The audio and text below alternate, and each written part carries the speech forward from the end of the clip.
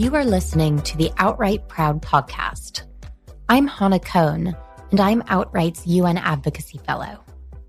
At Outright International, we work together for better LGBTIQ lives.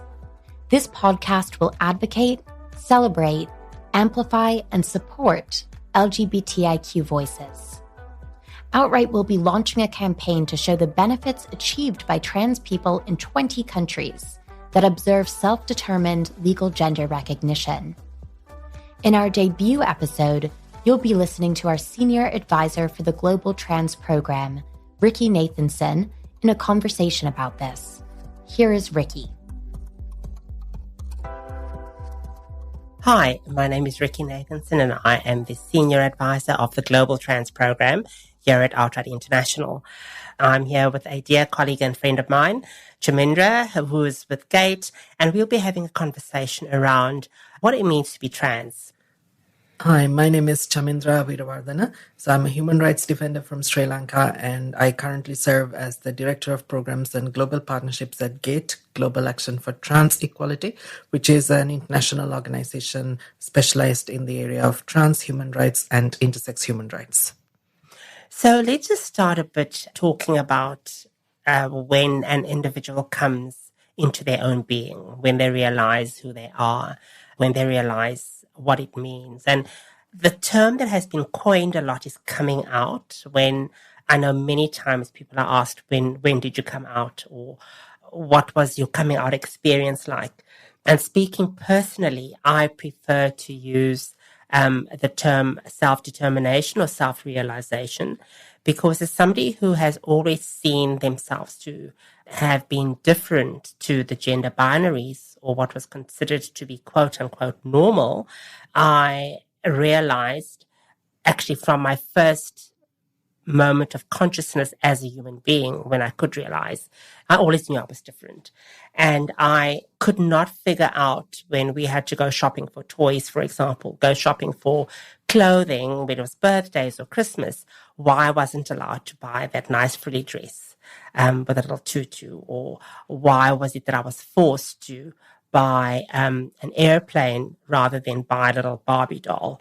And I didn't realize that I was a boy until I started school, junior school, and then I was forced to wear boys' clothing, uniforms.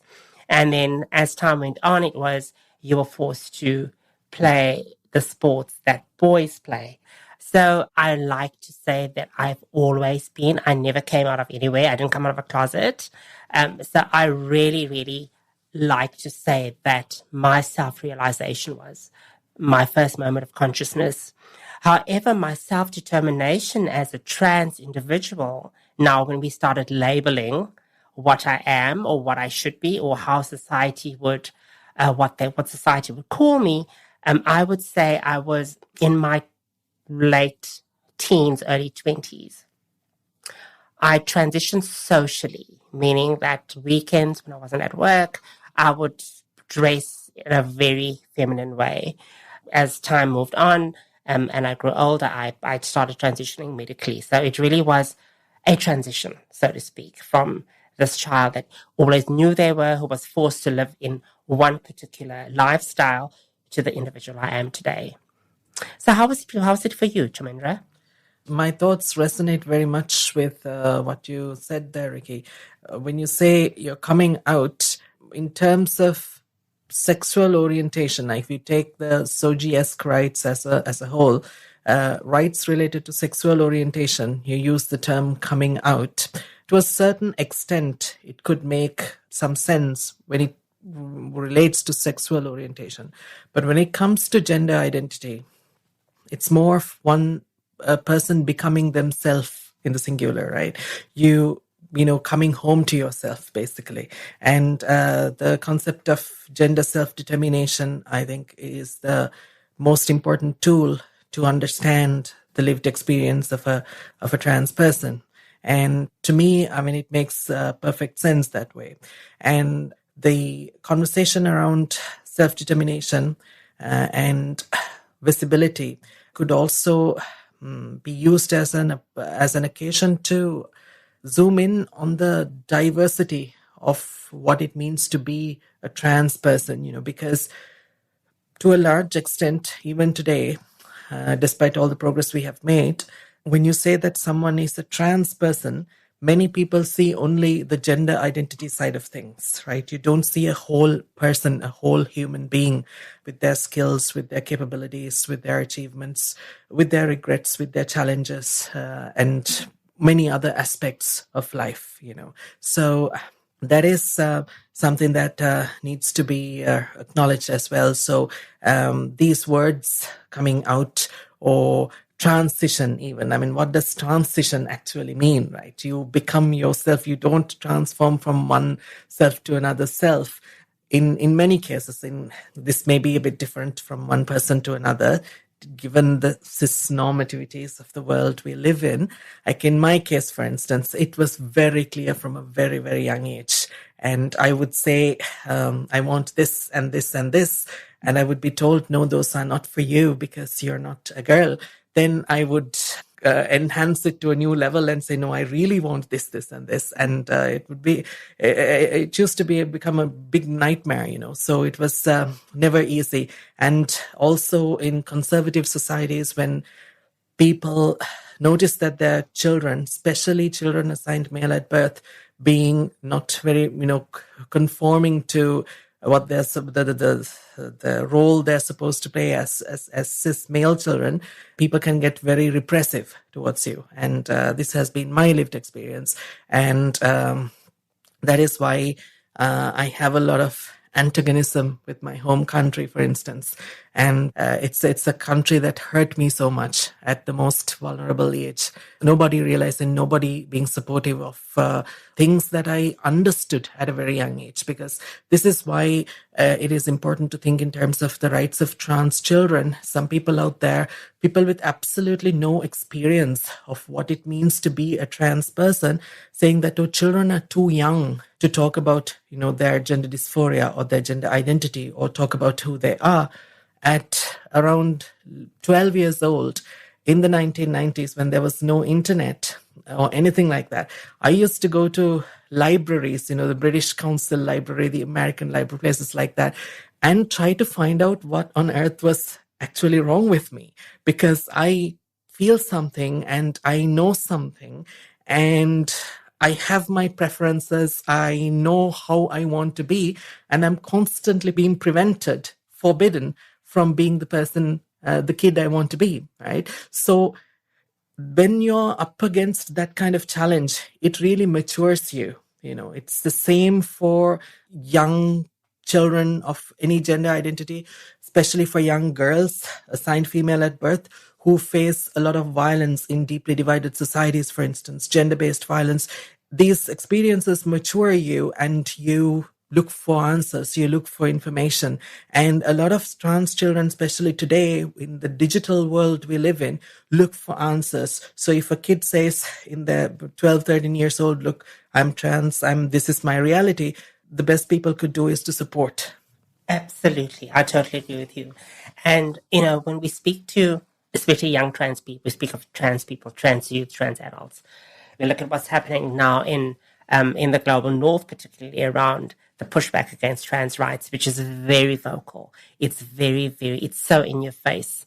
And every single time living in the United States, I turn on the TV, there's some debate about trans youth in schools, bathroom laws being revoked in Virginia, for example, which is a neighboring state to where I live. They are arguing around sports. Who can and who cannot play sports, what their hormonal levels are, and all those sort of things. And it has become so politicized. It's become so high-level politics, and we've taken away the human element. We've taken the element out of the human thread of being has been taken out of the conversation. And that's something that needs to be contested, debated, and to be thrashed out. Because if we just had a discussion, for example, around the day in the life of a trans person. If you think of, let's place this person at the age of, say, 12, which is now we are going to adulthood, right? And a person knows, and we both know that we know who we are from the time that we can realize who we actually are. So you know that this is what I want to be. So you wake up in the morning And the first thing is now, should I get out of bed? Because I know what lays ahead for me. I wake up in the morning, I look in the mirror, and the first level of negativity that I would face would be the dysmorphia I feel or dysphoria I feel by looking at my body in the mirror, because that's not the body I want to have, right? But I'm forced to go through life with this body. I'm forced to go through life in the anatomical frame that I know is not where my being needs to live. And as you said earlier on, young people in those situations, more often than not, come from families that are not supportive of them. So they would face the retribution from their parents, from their siblings. So be it bullying, be it being beaten up. So that's your next level of negativity that you face in one day. And then from there, we have to get dressed for school and presume we have to go catch a bus to school, or our parents don't drop us off. So the fact that we leave our front gate and walk to the bus stop is retribution. Insults being hurled at me on the way. I get on the bus and it's more bullying. I go to school and it's more bullying. So by the end of the day, my life has been so clouded and so inundated with all this negativity and this discrimination and bad vibes and beatings and evil words that it really is no wonder when we look at the level of statistics of suicide, for example, among people across the board. You'd find that the highest rates of suicidal ideation and suicide attempts are found among young trans identifying individuals. And it really is sad. 100% indeed. Especially at that age, that's the time when you need support, right? You need a support network, you need understanding people around you, and you need a lot of care and a lot of love. And very few young trans people get that kind of care and love that they fully deserve at that age. And those of us who do survive those very difficult years of youth carry a lot of trauma, carry a lot of difficulties, and it's not an easy existence in adulthood. As a matter of fact, when it comes to me, therapy has not been enough to keep things afloat. It's a very difficult existence, because it's as if there is a void somewhere in your past. Those about 20 years of girlhood, where are they gone? And what do you do about that emptiness?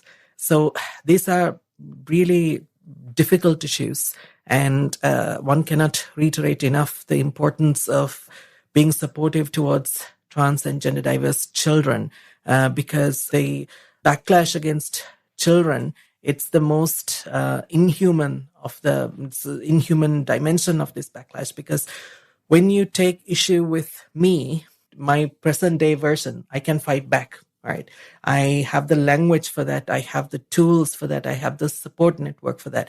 But when you take issue with a very vulnerable young child who is part of a very small percentage of the population, who does not get the support they most urgently need, and when you try to demonize the lived reality of that child, where can that child turn to? Even when parents are somewhat supportive, where can the parents turn to? When you bring in very repressive laws and stuff. So this is something that we really, really need to reiterate. The level of bullying, the level of oppression young trans people face, it's simply too much. And it has its multiple manifestations from one country to another, one part of the world to another, but it's never easy. It's extremely difficult, extremely challenging, and I don't think it should be that much difficult. We should work on making things easier for children with different realities of how they relate to their identity, their lived reality, their gender, So it should be something, gender diversity in children is something that should be normalized. Absolutely. When we speak of mental health issues, we speak of psychological intolerance that people go through, they just don't have the support system. We just don't have the support system. That speaks to a bigger picture of when we look through a feminist lens of how the manifestation of patriarchy is riddled throughout the system systematically. And the systemic violence that we face as trans people is so far-reaching, and this is just one of the manifestations that we see when we speak to oppression of not only young people, but I would say of trans people in general.